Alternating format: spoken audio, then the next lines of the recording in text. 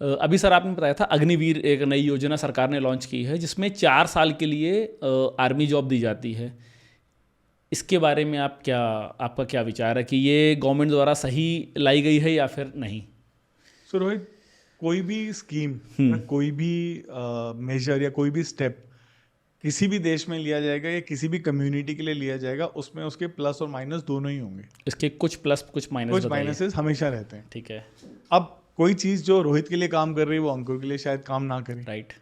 मैं आपको इसका एक ब्रेकडाउन बता देता हूँ and I leave for your audience to decide whether या दिस इज गुड, बैड और ugly. Okay. See, today a person joins and I मेरे आपसे क्षमा चाहूंगा, बट आपने बोला ना आर्मी में जॉब के लिए ज्वाइन करे, तो मैं बोलूंगा आर्मी जॉब नहीं है। ओके। हम इसको एक it's army is not a career, it is Okay. Like when I said, क्योंकि आप साइन कर रहे हो कि भाई मैं अपने देश के लिए जान देने के लिए तैयार हूँ, हाँ। तो किसी करियर और जॉब में ये नहीं होता। Sorry, pardon me with this. या श्योर। तो आप अब देखिए, इसको हम थोड़ा सा ब्रेक डाउन इस तरीके से देखते हैं। हाँ। आप एक यंगस्टर हैं, आपने अपनी 12th पास की, आपने आपको एक रेप्यूटेड, डिसेंट और एक सिक्योर और सोशली सुपीरियर आप देखते हैं। यही सबका सपना होता है राइट। कि भाई मैं अपने माँ बाप को एक प्राउड फील कराऊं, एक बिल्कुल। मतलब उनको लगे कि, और एक एट द सेम टाइम मैं ये भी चाहूंगा कि मेरे पास, मैं पैसा भी कमाना शुरू करूं, मैं इंडिपेंडेंट हूं। कोई भी खुदगर्ज गैरतमंद आदमी, यही आदमी औरत जो भी है, वो यही सोचता है कि मैं कैसे इंडिपेंडेंट होकर अपने पेरेंट्स की हेल्प कर सकूं, चाहे वो आकाश अंबानी हो, चाहे वो रोहित हो, चाहे वो अंकुर सभरवाल हो, सबके मन Exactly. में यही चीज़ रहता है। Now when we do that, तो हम अलग अलग ऑप्शंस अपने एक्सप्लोर करते हैं, and then this is an option which government has given in the open. India में अभी तक army is not conscription. Conscription मतलब हमारी कंपलसरी सर्विस नहीं है आर्मी की इंडिया में, ओके। वॉलंटियर सर्विस है। तो किसी कंट्री में हाँ, कंपलसरी है? Singapore oh. इट्स कॉन्स्क्रिप्शन 2 साल के लिए आपको कंपलसरी, इजराइल आपको 2 साल के लिए कंपलसरी आर्मी में रहना पड़ता है, और डिफरेंट पीरियड्स हैं। उसके बाद आपकी चॉइस है, आप रहना चाहते रहें, नहीं तो आप वापस आना चाहते हैं वापस। यूएस में किसी टाइम पे था कि कॉन्स्क्रिप्शन था। चाइना में शायद है। चाइना में I am not very sure as on date उनका क्या स्टेटस है, बट अदरवाइज जनरली कॉन्स्क्रिप्शन, क्योंकि जिनकी आबादी जैसे जिस कंट्री, जैसे इंडिया की आबादी ज़्यादा है, तो हम जरूरी नहीं है कॉन्स्क्रिप्शन कर सकें इसको, बिकॉज वो भी अनमैनेजेबल हो जाएगा। राइट। बहुत ज़्यादा अनमैनेजेबल। Correct. फिर एक चीज़ इस पे ये भी आएगी ना कि लोग इतने ज़्यादा क्वालिफाइड ही नहीं है। Correct correct, absolutely absolutely Rohit, बिल्कुल you hit the nail on the head कि इतना ज़्यादा क्वालिफिकेशंस भी नहीं है, और साथ में जैसे सिंगापुर छोटी कंट्री है, वहाँ पे अगर वो कॉन्स्क्रिप्शन नहीं करेंगे तो उनको लोग ही मिलेंगे मिलेंगे नहीं। एग्जैक्टली। तो आपने अग्निवीर जी। ज्वाइन किया। हाँ। अब देखते हैं इसके बाद क्या होता है। हाँ। आप अलग अलग जगह में डिप्लॉय होगे, हम्म। आपको पर मंथ एक सैलरी मिलेगी, ओके। आपके रेन्यूमरेशन मिलेगा, हम्म। साथ ही आप अब 4 साल के लिए उस जगह में आप कार्यरत हैं। ठीक तो आप है। मान लेते हैं कोई 12वीं पास बच्चा निकलता है या जो ग्रेजुएट निकलता है 20-21 साल का होता है, हाँ। और 4 साल मतलब वो 25-26 साल का हुआ। हम्म। उस 25-26 साल में वो 4 साल उसने इस देश की सेवा की। इसके 2 फायदे हैं। मैं पहले इंटेंजिबल बेनिफिट की बात करूंगा। ठीक है। आप देखिए उसकी पूरी जिंदगी, उसका डिसिप्लिन, उसका रूटीन, उसका हेल्थ, उसकी लाइफस्टाइल, उसकी सोच, because he is now been in the elite of the elite. Right. उसके बाद वो डिसाइड करता है, या फॉर सम रीजन मेरिट में नहीं आ पाता, एंड गवर्नमेंट डिसाइड्स कि नहीं, अब आपकी services are no longer required. Okay. मैंने आपको पहले ही बताया, देखिए रिस्क तो हर एक प्रोफेशन में होता है। आप आर्म फोर्सेज में आप वॉलंटियर कर रहे हो, आप नॉर्मल कोई भी काम कर रहे हो, उसमें भी आपको रिस्क तो है ही है। अब उसके बाद वो आर्म फोर्सेस से बाहर निकलता है 4 साल बाद। He is given a corpus by the government. Right. उस 4 साल में वो जहाँ पे है, उसका रहना, खाना, पीना, मेडिकल सब फ्री है। Obviously he is saving a lot of money there.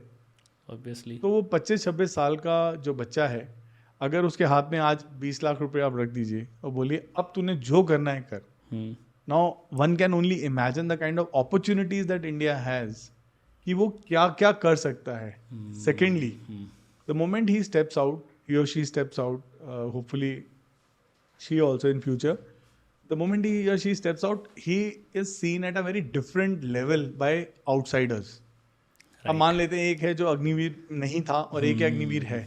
आज वो आपके पास भी अगर आपके जॉब के लिए आएगा, या आपके बोलेगा कि मैं आपके साथ काम करना चाहता हूँ, तो आप आंख बंद करके जो अग्निवीर सर्व करके आए 4 साल उसको पिक करोगे, राइट। क्योंकि आपको पता है कि यार ये, और मुझे खैर इसको डिफाइन करने की जरूरत नहीं है, मतलब आई थिंक इट्स ऑब्वियस कि दोनों की पर्सनालिटी में बहुत मेजर डिफरेंस होगा। तो अब आप देखिए कि 26 साल में आज जो लोग 30-35 साल 40 साल तक यही डिसाइड नहीं कर पाते क्या करना है, किस प्रोफेशन में जाना है, किस लाइन को चूज करें, आज वो 26 साल में उसके पास इतना है कि वो अपना एक एंटरप्राइज शुरू कर सकता है, अपने आप को अपस्किल कर सकता है, किसी के पास जाएगा जॉब के लिए, उसको प्रेफरेंसेस मिलेंगी वहाँ पे. So this is how I look at Agniveer in this manner, but this is again a personal opinion. Okay. I know there are different people and different opinions. Yes. But this is how I look at it. Okay. And sorry, I'll just add something here. Yeah, sure. I left armed forces after 21 years in army. Okay. I would have still served for another 15 years. Till the time मेरी superannuation की as आती, Okay. तो मैं तब तक सर्व कर सकता था, 15-16 साल में और रहता आर्म फोर्सेज में. वो एज के हिसाब से और रैंक के हिसाब से आप रिटायर होते हो. But I decided to step out. So when I stepped out, I was given a decent, I received a very, very decent package in the sense जो हमारी gratuity है, package in the sense gratuity, leave encashment, हमारी commutation. Now that empowered me to explore new horizons. I am sitting in front of today.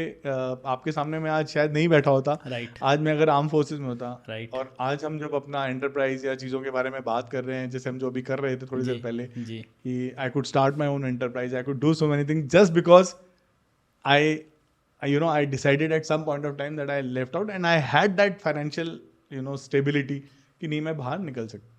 But मेरा इस पे एक point है. Suppose करिए किसी ने 12th के बाद अग्निवीर ज्वाइन किया. अब 12th के बाद जब अग्निवीर उसने ज्वाइन किया, 4 साल उसने वहाँ सर्व किया, अब उसके पास कोई टेक्निकल डिग्री नहीं है, तो जब वो बाहर मार्केट में आएगा जॉब के लिए, क्योंकि वो 4 साल के बाद तो कंटिन्यू नहीं होगा, अब जब वो मार्केट में जॉब के लिए आएगा तो किस बेसिस पे उसको जॉब मिलेगी? Fantastic Rohit, again a beautiful question that you have asked. इस यहीं पर ना मैं आपको एक अपने हैशटैग के बारे में बताना चाहता हूँ. L2L2L, learn to live to learn. Okay. मैं ये मानता हूँ कि जानवरों और इंसानों में ना, चलिए मैं आपसे ही पूछता हूँ, सबसे बड़ा फर्क क्या है जानवरों और इंसानों में? जानवर केवल अपने लिए सोच सकता है, इंसान दूसरों के लिए भी सोच सकता है.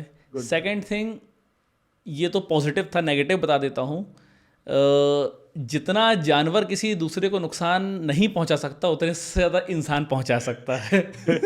यू आर एब्सोल्युटली राइट, क्योंकि बोलते हैं ना अक्लमंद दुश्मन ज्यादा बेहतर है बेवकूफ तो. राइट. तो जानवरों और इंसानों में बिल्कुल सही कहा आपने. जानवरों और इंसानों दोनों में देखिए सोचने और समझने की शक्ति होती है. ऐसा नहीं कि जानवर मूर्ख है, जानवर में भी सोचने बहुत समझदार. इनफैक्ट कुछ इंसान शायद ना उतना सोच समझ पाए जितना अच्छे से जानवर सोच समझ सकता है. एग्जैक्टली. और कुदरत ने भी उनको इस तरीके से बनाया है कि उनको उनके डिफेंस मैकेनिज्म वगैरह सब दिए.